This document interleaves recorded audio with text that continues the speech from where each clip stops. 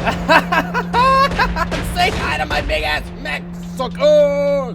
Brigador by Stellar Jockeys is an isometric shooter that's pretty much just about being a mercenary in some kind of mech or tank or hover bike or whatever and blowing the ever-loving shit out of whatever map your mission takes you to, escaping with your life and getting fat stacks of cash. The developers wanted to make sure that Brigador wasn't just another run-of-the-mill shoot-'em-up. They wanted something that was quick and intense, but with more of a focus on positioning and aiming than you'll find in traditional bullet hells. In addition to that, they wanted to make sure that things weren't as simple as a point and kill. To that end, they developed the unique aiming system that you're gonna see in-game. When driving your vehicle around, you'll have two lines displayed, one red and one blue. These are tied to the trajectory that your primary and secondary weapons will follow. As you push your mouse out towards the horizon, you'll aim more directly ahead. As you pull it closer to yourself, you'll be aiming at the ground and, well, closer. Because of this, you can overshoot or undershoot your targets. This adds an extra layer that gets Brigador's shooting to fit snugly in a nice spot between a shmup and a more tactical game. As an extra little touch, damage is actually directional for both you and your enemies. Shots to the side and back will do extra damage, so be careful and pay attention to your positioning. Brigador has a ridiculous level of depth that I just do not have the time to go completely into. Each vehicle handles differently and each weapon works in its own way. You can combine any two weapons with any vehicle and it'll take a lot of experimentation to figure out your favorites, and even then you'll still want to be sure to experiment as each mech has its own disadvantages depending on the stage and how you want to play. Some mechs are loud and huge while others are stealthy and low down, and because of this you can play any stage either run and gun or with a slightly stealthier approach. Some of the vehicles are even sleek and fast, so you can play the game more like a bullet hell. The larger mechs will have an easier time breaking things like concrete walls or larger structures, while the smaller vehicles won't really be able to bash their way through those same structures. Right now, there isn't really a campaign or anything. While they do plan to add one by release, the current game is a few missions spread out across about 8 maps. To start, you'll have 2 maps to choose from. After you complete the first map in a set, the other 3 will unlock for you to play. But it seems that when you die, you have to play the first map again. It's a bit strange, to be honest. After I beat a map, if I unlock more to play, I should be able to come back to them. Hopefully, this is just an unfinished form of progression and it gets ironed out. Before each mission, you'll choose your vehicle, your primary and secondary weapons, and a special ability. Once you accept, you'll be dropped into whatever map you chose, and the general direction of things you need to blow up will be marked by icons around the edge of your screen. Right now, it's pretty vague. I feel like some kind of minimap or even a distance to target under each icon would be great to help with prioritizing targets. While the goals are simple, they're not always going to be easy. You're hugely outnumbered and outgunned with only a limited amount of health, though you can maintain shields and an overcharge depending on your vehicle. You can, of course, simply raise the entire city and its surrounding suburbs in order to make a clear line towards your targets, but that will leave you open and with less cover, which means that you're a pretty obvious target that enemies are gonna home in on, and they're gonna give you a bad day. Oh yeah, the entirety of each map is destructible on top of being nutso levels of detail. Because Brigador is built entirely on sprites, the artists have been able to put an insane level of detail into the environment, and they've been able to create various levels of damage to everything. As an added bonus of the game being sprite-based, we've been treated to a pretty unique aesthetic. Everything's a little pixelated, and it feels like somebody brought devs from the 90s into the future and said, hey, play with everything except for this 3D stuff, you don't need it. The dark tones and night lighting tie together with all of that and the pulsing soundtrack to drive that entire vibe home.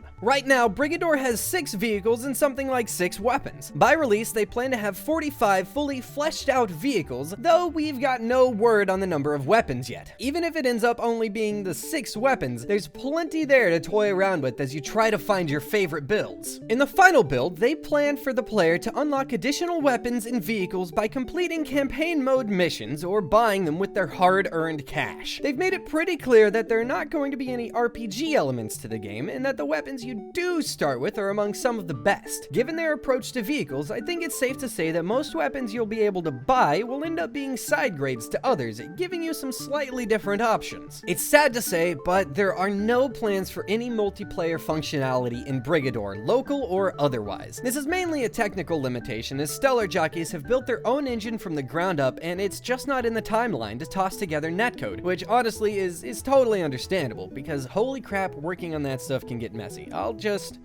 I'll just weep silently onto my desk. It's okay. I'm fine. On launch, Brigador is gonna be $20 on the Steam and Humble store. I've got a few hours in the game, and I plan on spending plenty more running around, smashing buildings, and blowing up orbital lasers. For 8 levels, with this level of challenge and experimentation, I think that's a pretty solid price. If you're at all into, I don't know, blowing shit the fuck up, then you should give this one a look-see. That is it for this episode of Indie Bytes. I hope you enjoyed. If you did, please leave a like and subscribe for more. Be sure to send me any indie games you think I should check out either in the comments down below or on Twitter. My handle's @forkh. You can also shoot me an email. It's fork4h@gmail.com. I will see you next time. Bye!